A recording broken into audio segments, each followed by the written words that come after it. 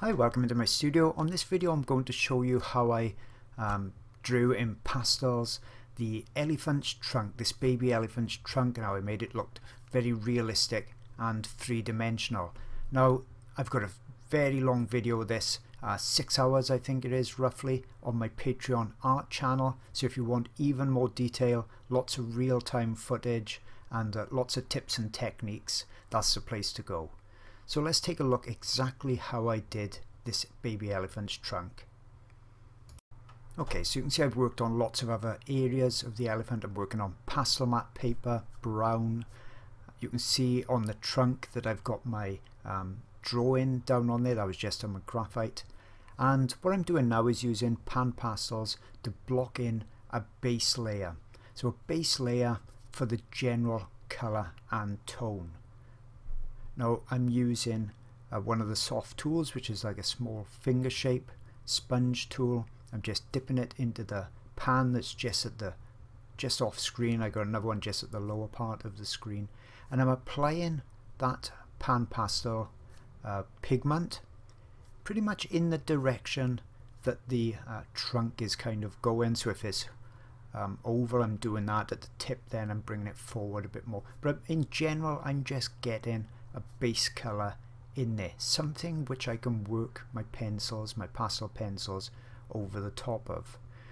Now, one of the cool things for me with PanPastels is that they are a little bit transparent, so we can see through them just a bit. That's really beneficial. It means I can apply that pigment and still pretty much see my pencil lines below, so I'm not putting too much on there. I want to make sure my pencils will apply nice and easily on top. Now, instead of pans, I could have used Conti sticks because I don't mind that texture. There's going to be a lot of texture on the trunk, so I could have used Conti sticks, as you may have seen in other videos, and then I would have blended those in with a soft stump to get a similar effect. I could also have used soft pastel sticks to do this. Once again, I would have had to have blended those in a bit more, and it wouldn't have been as quick to do. The other thing with soft sticks, you need to be careful, a bit wary that you don't apply too much. If you put too much down on there, it's going to get more and more difficult to put the pencils on top and to get the nice details with the pencils. It can be done, it can be easily done with sticks, but it's just something to keep in mind. Don't go really heavy-handed on these first layers. So remember, I'm trying to show you in these videos the techniques. I'm not showing you a step-by-step painting or drawing for you to really follow along. I'm showing you the techniques I'm using so that whatever stage you're in with your pastels or oils, if you're doing it, because they do transfer quite well, you know, the same type of technique, you can apply some of these processes to your work. Here I'm just getting in those dark recesses of the creases so that I can still see them, but only barely. So I'm putting a nice deep line in so that I'm not going to lose those creases, because it's essential that they are pretty much in the correct place. Otherwise the trunk, the form, the shape is not going to look correct. Now usually I'm using Pastel pencils. You can see this one looks a bit different, Caran d'Ache. I've only got a few of those in my set, so anytime you see me using a pencil that looks similar to this with that large coloured top on the back end of it, that's the brand I'm using for those that want to know. So I'm just going to carry on re-establishing these lines.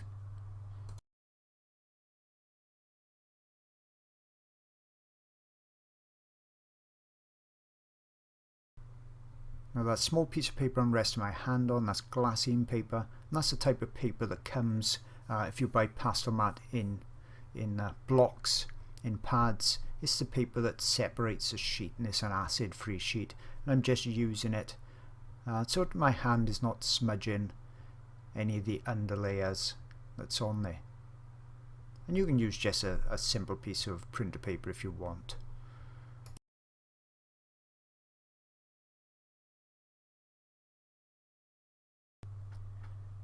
So the PanPastels has given me a nice coloured undertone. I'm not too worried about getting that colour perfect, because I'm going over now with those Conti sticks. Now they are much more opaque, hence putting in or re-establishing those lines. You can see I use them quite firmly because they are hard, and then I can blend them in with my finger because I don't want it to blend out too much now.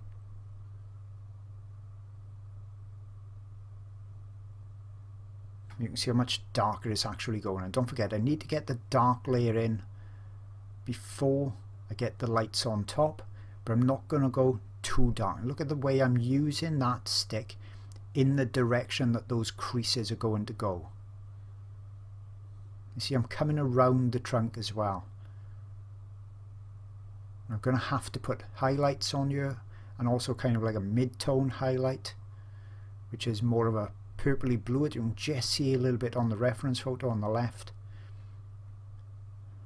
Obviously I can't show you the reference zoomed into this section as well. It's more important for you to see the actual elephant so you can see the process I'm doing. You can see what I've done is my usual thing. Lots of people think this is for beginners when I suggest it. Is pulling those colours out on Photoshop, and I do that to help myself as well. You can see that bit on the trunk on the left hand side of the photo where I've pulled out kind of a reddy colour for the tip of the trunk, then it's almost a dark bluey green for the underneath water area, but then look at that kind of a purpley colour that's on that trunk. Difficult to see when you're just looking at the trunk, but when I pull that colour out, it's showing me the kind of colours I need to look for in my pastels to get that effect. It doesn't need to be exact or perfect, but it needs to be, you know, the correct tone, lightness and darkness, and close to that colour for it to work. Remember, that's bounced light coming from the sky on wet trunk.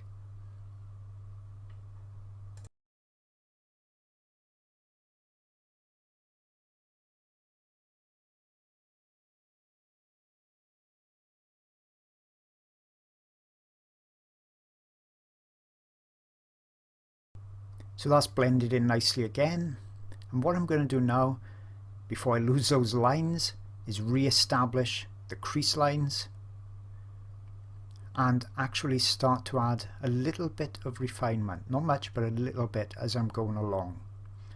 Remember, the way I work is a case of kind of creeping up on a painting or creeping up on a drawing. It's all too complicated to work it in one go, for me anyway. I don't particularly like working one tiny area up to completion. I much rather do it the same as I would with oils, and that's kind of work on a little bit of a larger area. So I'm then using the same pencils all over the same area. I'm going to be thinking about what pencils I used on an area if it was perhaps a couple of days ago. And what I'm going to do here, re-establish the lines and then start going gradually more detailed and that little bit lighter. That's going to give me the shape and form. So you see we've got a brown area that I blocked in with the pans, and now I'm using grey pencils frequently to go over it, and I'm not worried about matching the colour exactly, and don't forget it's showing up differently on that printout anyway.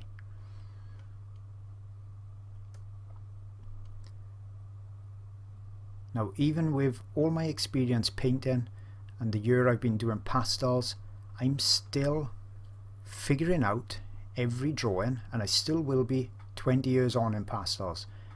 I'm figuring out, searching out as I'm doing things, what colours I think are required in there. I'm squinting a bit to look at the tones more. I'm keeping everything soft at this stage, so I'm blending a lot with my fingers. So don't think once you've, you know, done 10 years worth of pastels or 10 years worth of oils, everything is going to be easy, because every drawing, every painting brings its own challenges. At least that's what I found, and I can only speak for myself, but that's the part that I really like about it, is the challenge. Can I pull it off? Can I make this look realistic? Can I create what I've got in my mind's eye? So I'm going to carry on now, building up some of the you know, kind of details, getting things in the right places. Now when you see the pencil that's got the grey top on it, like this one, that's my Carbothellos.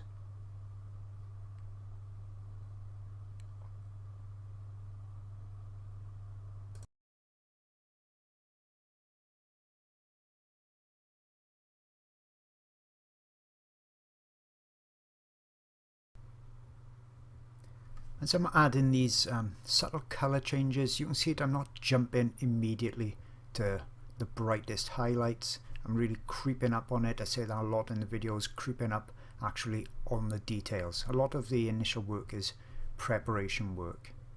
So then I darkened an area with the brown Caran d'Ache pencil. Now I'm using that black on its side to darken it even further.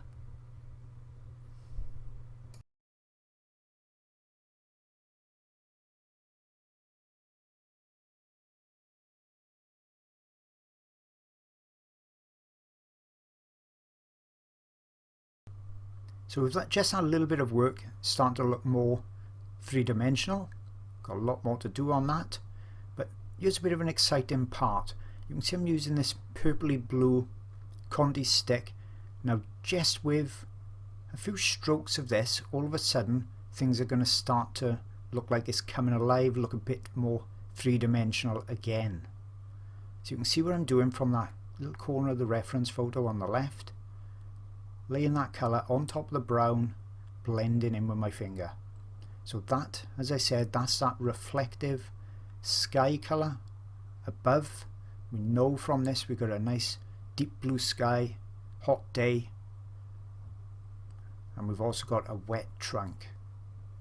You can see just a minute there putting that in, all of a sudden is starting to make it look more realistic. So it's important to look at these bounce light and light in the shadows is very, very important to be looking for.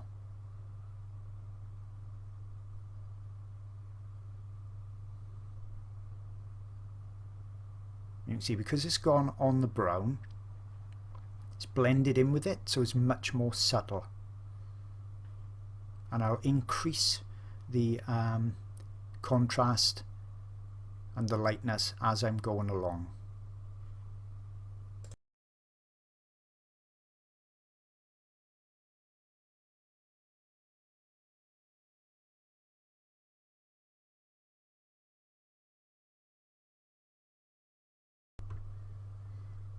Now because there's lots of little highlight lines on this portion of the trunk, I'm not worried about getting those in the exact place. You can see I'm just making sure I've got the angle quite accurate, and I'm doing this just to give myself, you know, an idea and for me to remember this is the position that I'm going to need these lines when I start coming in with the highlights and the darks. See, that's just a suggestion in there, nice and soft.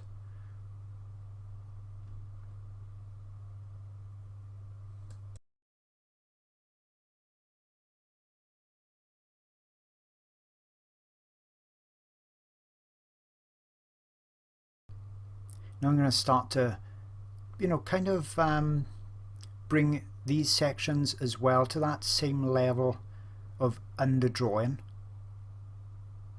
Because I'm using the browns of the trunk, I want to make sure I'm using similar colours here as well. It can be difficult sometimes, you know, if you've got a lot of pastels, they don't always look exactly as they do on the colour on the back of the pencil, so it can be difficult sometimes if you're not working areas like this to remember the exact pencil and the shade and the colour, and I need this area to be quite similar to that trunk.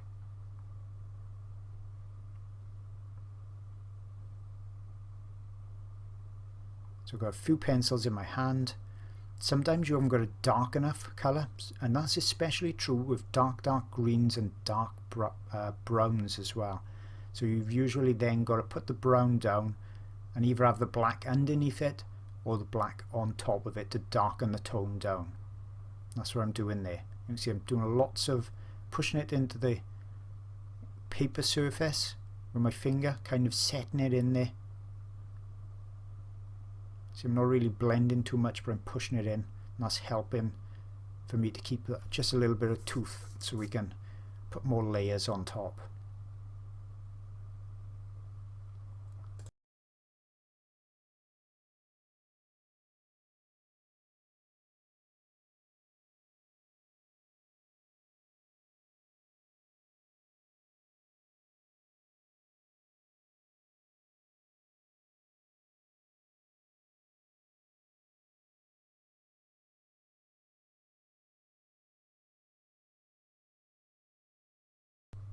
Now I'm going to do exactly the same technique over on this right hand side.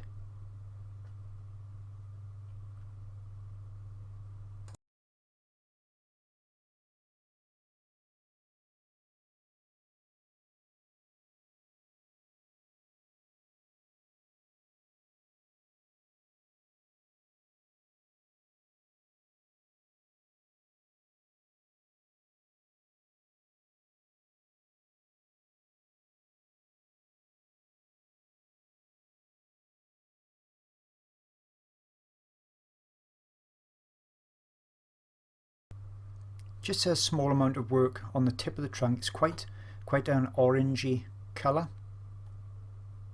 I'm not going to worry too much about the colour yet, but just going to put a bit of a suggestion in there as well. Because obviously all areas need to be worked on at some point, so I'm not following any rigid rule here, other than possibly I'm working from the top down and left to right down, just so I'm not leaning too much on the paper. You can see already that trunk, even with just a little bit of work on there, is starting to come forward in the drawing, have a bit more of a three-dimensional look to it.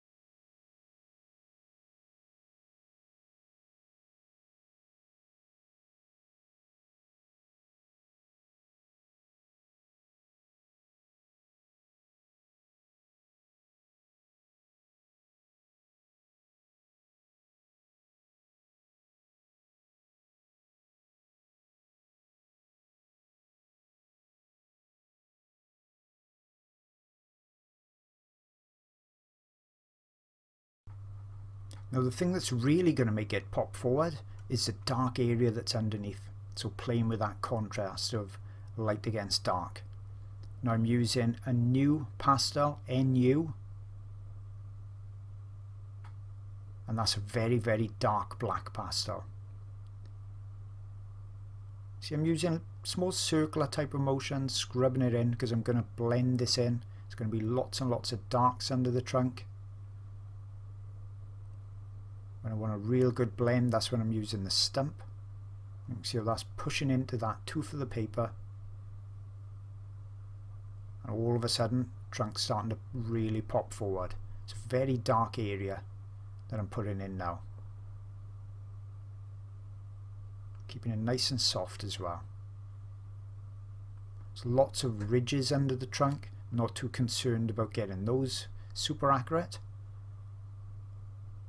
but as long as those lines are in the correct angle, that's all that's going to matter.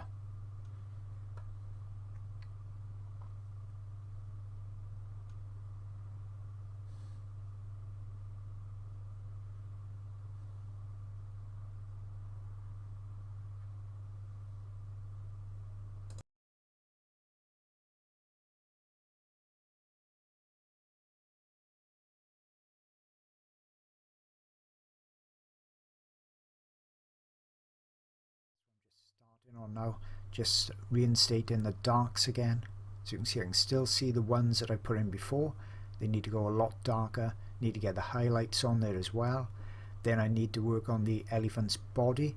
That shouldn't take too long, not that much detail in that, and it's a little bit more blurred out. Then I've got the real work to start on the water as well. So that's all going to be covered in this video, and then the final video is going to be bringing all of that together.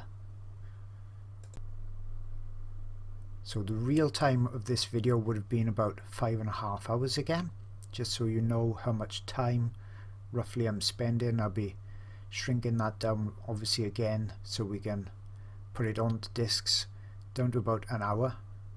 So you're still going to be seeing everything that I do. Obviously some bits are going to be a bit faster again, but when I'm changing those techniques I'll be coming back down to real time.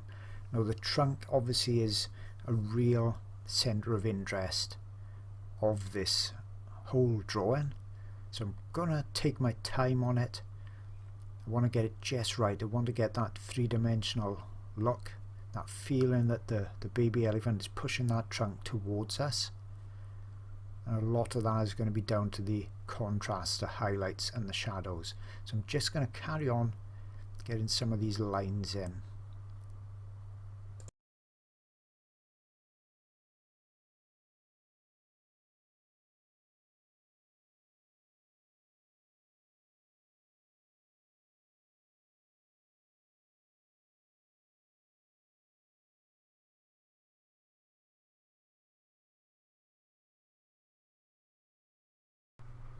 Now you can see how close my reference photo is, my printout. I like to get it as close as I possibly can to the drawing, to the artwork. It makes it much easier for the eye to go from one to the other, to really check out then all the details, just like color changes. So that's something I always recommend, and you can fold your print then and put it right up against the artwork, and that makes it even more obvious if you're too light, too dark, or if you need to alter the colors.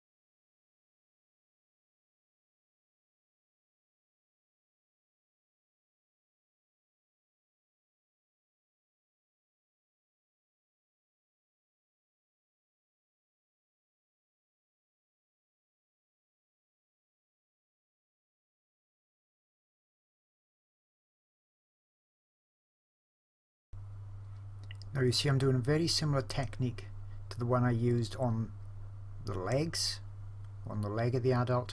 So start in dark and then build in those colors up using lots of different colors, and then I'm coming in with the lighter tones and then even lighter still. So layering light over dark in general. Now the thing that's complicated about the trunk is that on the left hand side, as we look at it, there's lots of ochre and sienna. On the top we've got lots of a purpley blue colour, and on the right hand side it's a dark brown, and that's all kind of over the top of a mid-tone brown which I put in with the PanPastels. So that's how you've got to build up the layers. Don't expect to do it all in one layer. So in other words as well, don't go giving up after you've done one layer. Lots of beginners do the first layer, they see the ugly stage and they lose heart and give up on it. And that's a reason as well that I actually did the adult's leg to completion. Gives me a benchmark, something to aim for then in the rest of the drawing. And it's only when you do the final layers that everything really starts to pop and really starts to come alive and hopefully reach the point of what you wanted to at the very beginning. So this is quite a slow process, building up all those layers. You can see I've even switched into a dark purple colour. That's suggesting that highlight or that bounce light from the sky above on that wet trunk.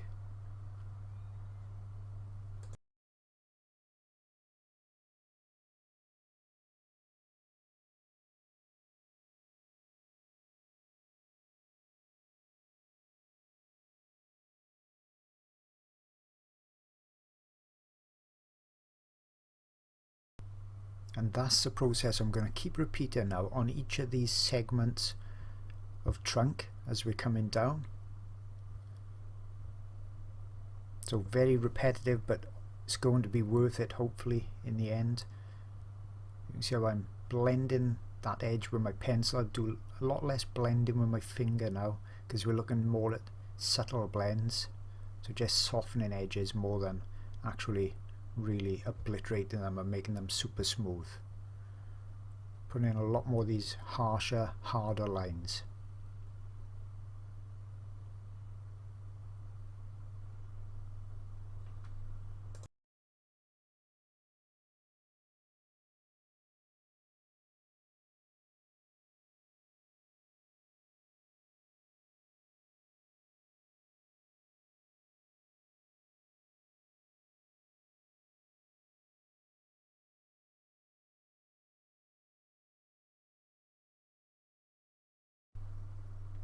Here you can see I'm coming in with a lot more highlight, and you can see that effect now on the trunk where I've pretty much completed that top section, and I'm coming forward layering those highlights on. So I'll just let this section now go at real-time speed so you can once again see in a very detailed fashion how I'm building up these layers.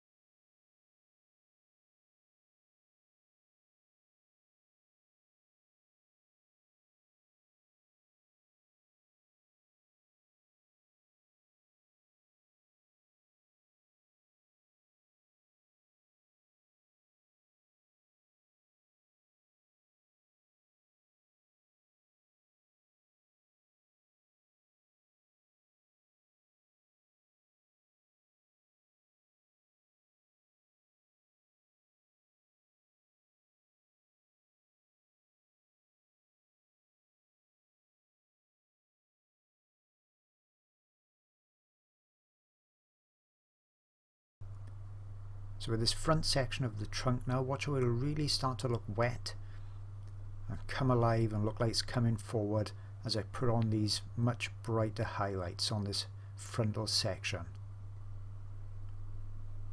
And once again, this is another real-time part. You can see I just gently touch it just to soften it ever so slightly every now and again. I'm really concentrating on showing you a lot of this in real time because I know it's one of the most showy sections.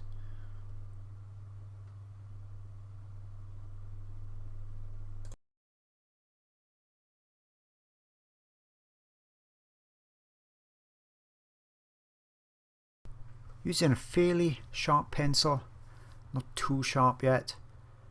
Lots of people ask me what sharpener I use. I use a Swordfish crank handle sharpener, and I got lots of videos showing sharpening and how I do it exactly and the best sharpeners that I found.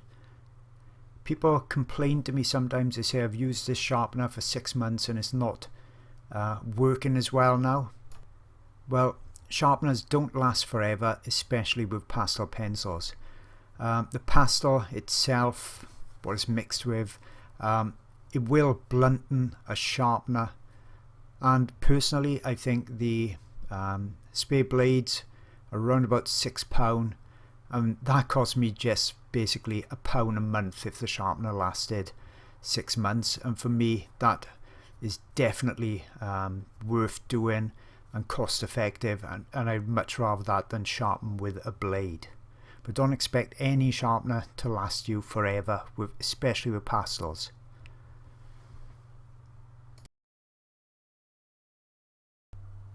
Now under the trunk is a very dark area, so I'm using that new pastel, that Prismacolor NU pastel, because that's my darkest dark. And I'll use that in other areas as well on the drawing as I'm finalising it all, just to make everything match, because obviously that area is looking a bit too dark, so let's darken the underneath of the trunk as well.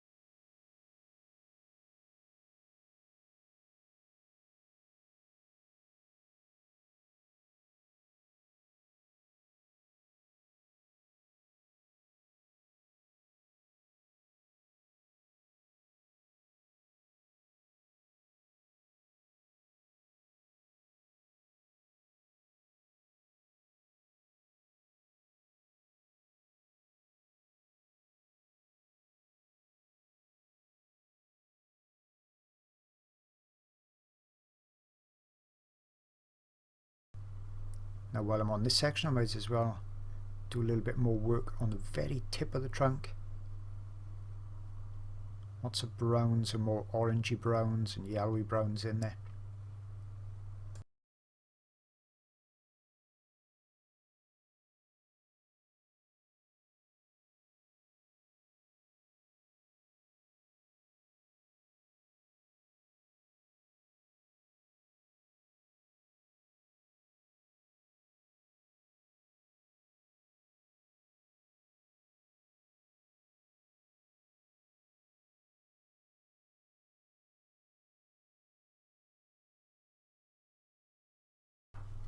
And time now just to put the finishing touches to the elephant.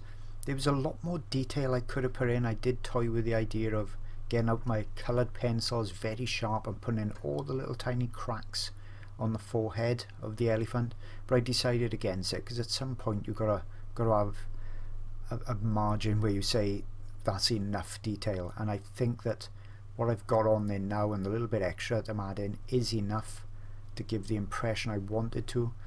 Anything else would have been a little bit of overkill with it, so I decided against putting all those little tiny creases on the head.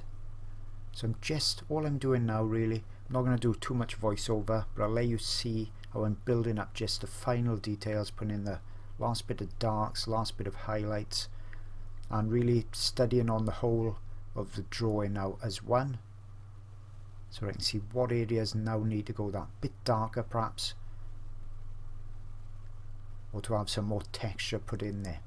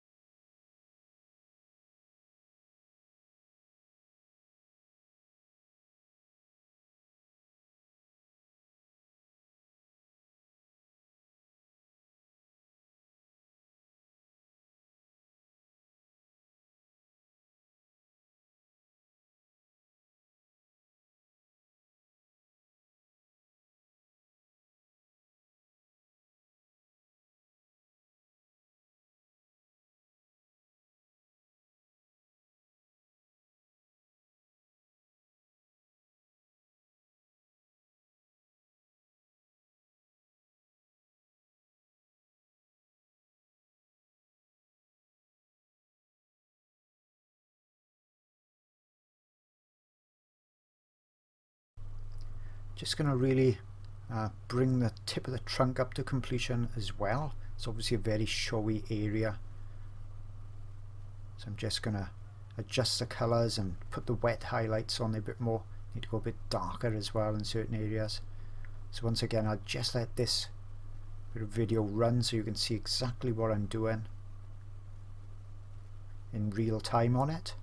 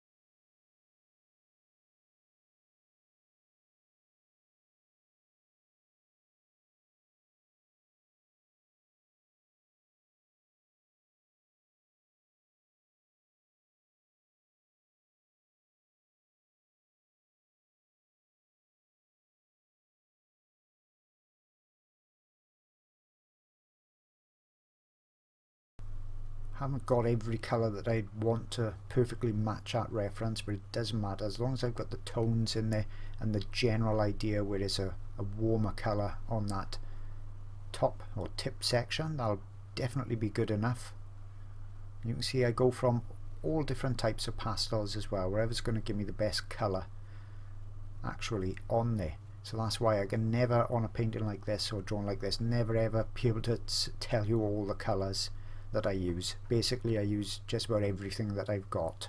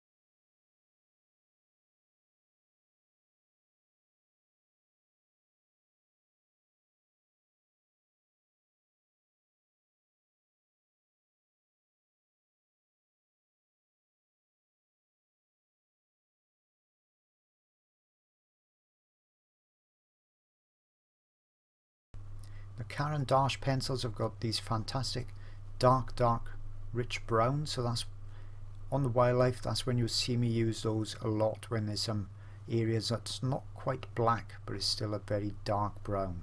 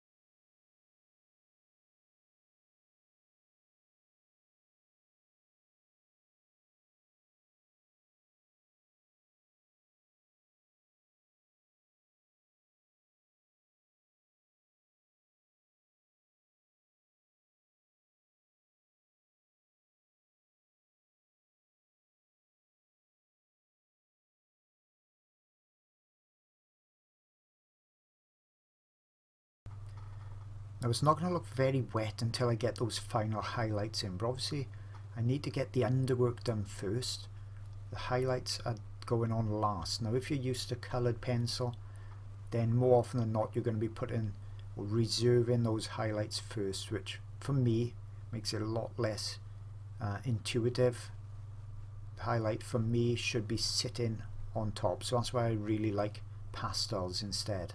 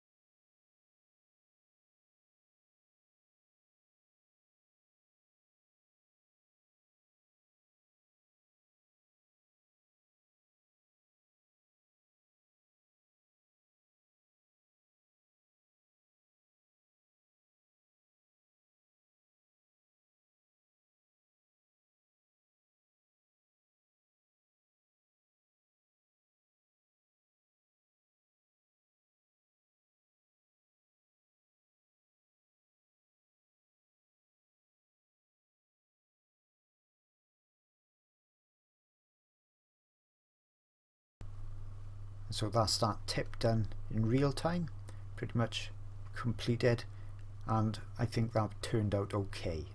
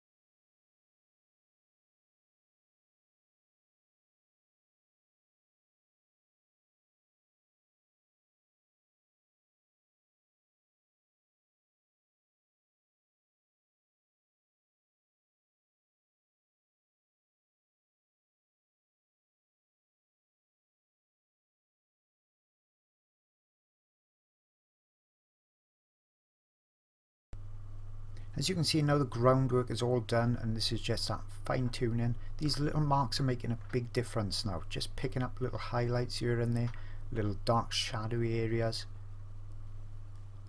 As I've said before, this is, as they say, the icing on the cake.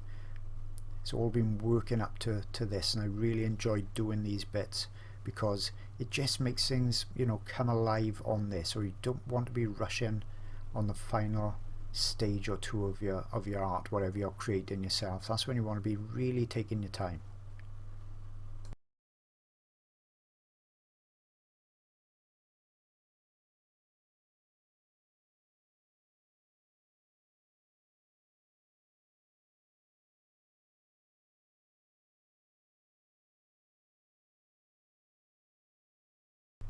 Just going to put in a couple of these more prominent water droplets. It's going to add a bit of extra interest to it. Easy to do, and all I'm doing is just following the tones on that reference photo. Again, the blue in first, then I'll come in with the whites.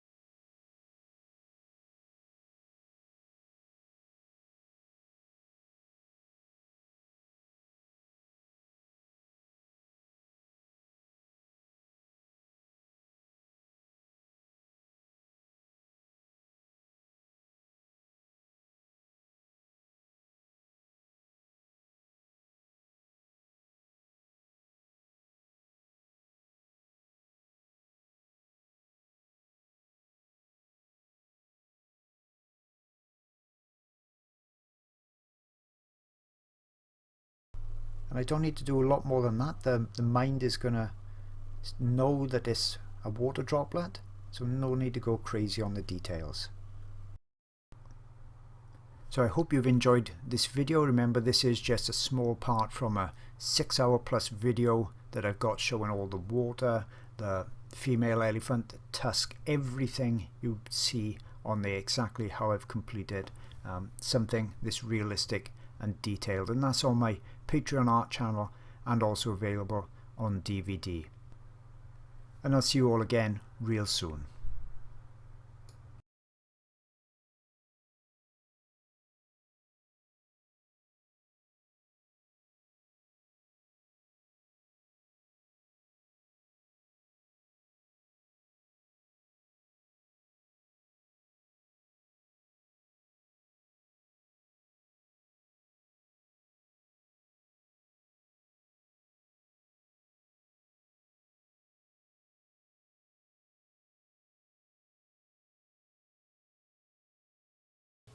If you're looking for even more great art sources, I've really got you covered.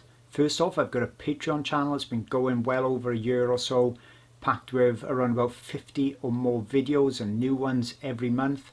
Lots of the videos are many hours long, so you can see they're really in-depth. Subjects such as turtles, birds, elephants, big cats, you name it, is on there. So that's my Patreon channel. And also on that Patreon channel, before I go on to something else, I've got a secret Facebook group, so only the members are actually on there. It's the most supportive and friendly Facebook group that I've ever seen. I know I'm biased, but it really is. We've got 400 or 500 members on there, and they all help each other. So that's a great added bonus. That comes free with it. Also, you get line art every month as well, and we've just designed a brand new companion website for it. So if you've joined other patrons and channels and you found it very difficult to navigate around, we got this free website that comes with it. All the videos are now just a single click away. Couldn't be any easier than it is. I've also got my site, jasonmorgan.co.uk, lots of tutorial videos, DVD discs and downloads on there. And if you're struggling for reference photos for your art projects, I've got some of those too. I've got 900 plus on my website, wildlifeart-online.com, and they will be copyright free for you, so you can paint and draw from them and sell your work with no copyright worries whatsoever. So hope you like those extra resources, and I'll see you all again real soon.